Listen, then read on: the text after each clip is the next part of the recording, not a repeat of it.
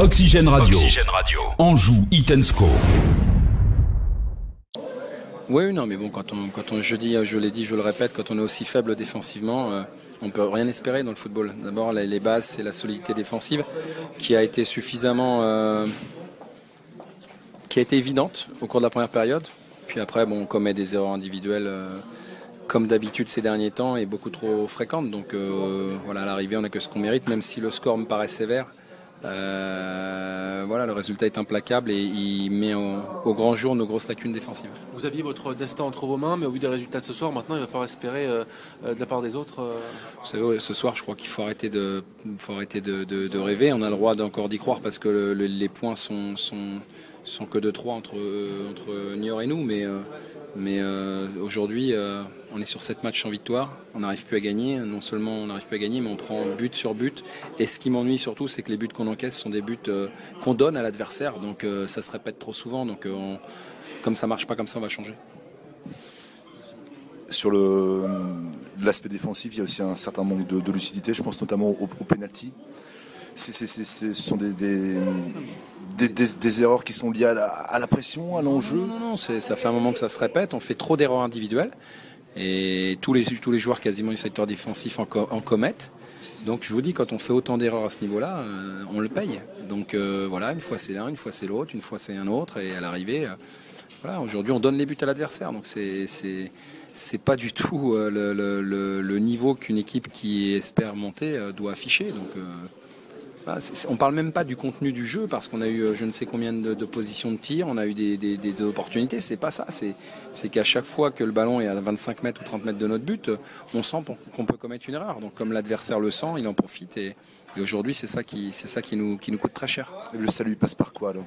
Le salut, je sais pas, je vais réfléchir, mais bon, ça va passer par le changement. Parce que ça fait 7 matchs que ça dure, donc on va pas continuer à persister dans une voie qui n'est pas la bonne. Vous avez déjà fait des changements ce soir? Oui, mais bon, on va faire d'autres. Vous êtes abattu? Pas du tout. Non, pas du tout. Mais bon, à un moment donné, il faut arrêter de penser que ça va aller mieux. C'est sur le terrain que ça se passe et ce soir je suis pas du tout satisfait. Je suis pas satisfait du tout encore une fois de ce qu'on a pu proposer sur l'aspect défensif. C'est indigne d'une équipe de Ligue 2. Je parle même pas du Ligue 2 de haut de tableau, je parle d'une Ligue 2.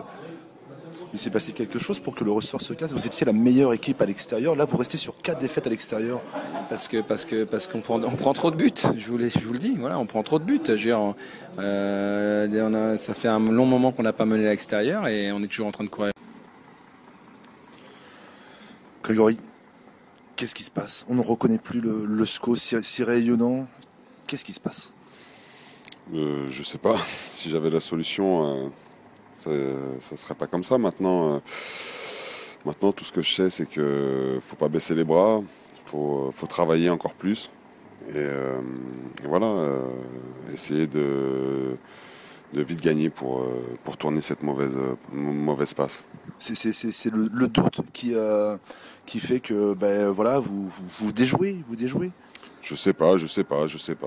C'est sûrement plein de choses qui font ça. Donc voilà, ce soir on perd 3-0. Voilà, maintenant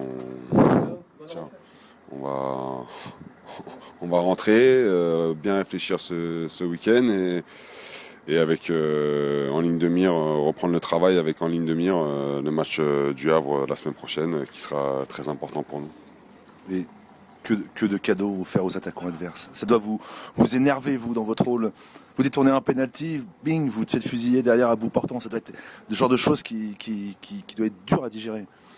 Dur à digérer, c'est pour tout le monde pareil, pour tout le groupe. Donc voilà, la seule chose maintenant qui est vraiment importante, c'est de rester très très solidaire et de continuer à travailler tous ensemble. Et voilà, quoi qu'il arrive, c'est de retrouver cette victoire et le goût à la victoire. Et voilà, c'est le principal. Après, faire abstraction de tout ce qui se passe autour, du classement, de tout ça. Et voilà, il faut garder même cette solidarité et voilà et en faire plus. En ce moment, on n'est pas récompensé, donc c'est qu'on doit en faire plus. Voilà. Juste une dernière question. Comment on peut expliquer, s'il y a une explication au fait que vous étiez si bon à l'extérieur, si performant, et là vous enchaînez 4 défaites de suite? C'est 2 fois plus que depuis le début de la saison. Ouais, si vous avez une réponse, dites-le moi je sais pas. Voilà. Pardon.